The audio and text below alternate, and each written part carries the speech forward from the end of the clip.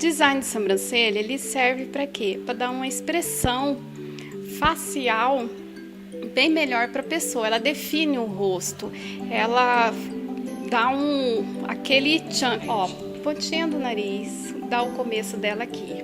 A aba do nariz é a aba do nariz, bem na bola do olho, vai dar a medida correta.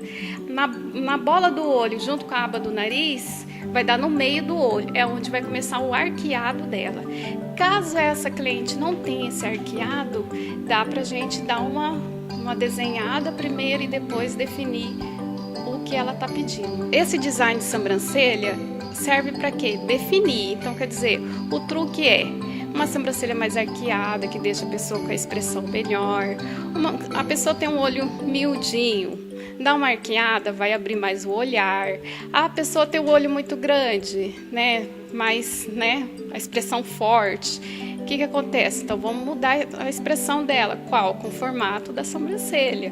Uma sobrancelha mais oval, né? Que vai diminuir um pouquinho o olho da pessoa. Então, cada pessoa tem o seu modo de sobrancelha diferente um do outro.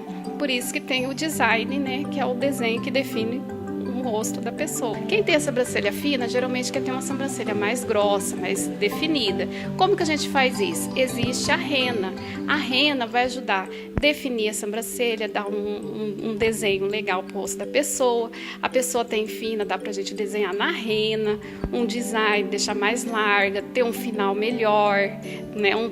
A gente tem hoje vários truques. Existe a rena, existe a tinta, existe os desenhos, design com a canetinha também existe.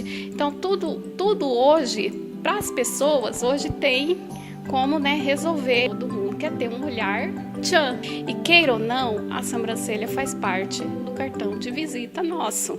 A gente tem que juntar o gosto da cliente, mas ver o que dá para aproveitar da sobrancelha dela, mas como o rosto da pessoa não bate, às vezes, com a atriz que ela quer, com o formato que ela está pedindo, a gente tenta deixar próximo.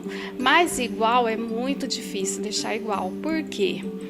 Eu tenho um rosto oval. Como que eu vou ter uma sobrancelha da Débora Seco? Fica mais difícil para mim. Então, eu tenho que fazer o desenho que dá certo com o meu rosto, com o desenho, né, que eu gosto. Qual que é meu gosto? Eu gosto dela mais arqueada. Dá pra mim ter mais grossa? Se for na rena é possível, mas eu tenho que ver o que realmente combina com o meu rosto e com a minha sobrancelha. Isso que é legal do design de sobrancelha. Deixar a pessoa satisfeita, com um olhar legal, com uma sobrancelha bonita, que define o rosto dela, e a expressão facial é tudo.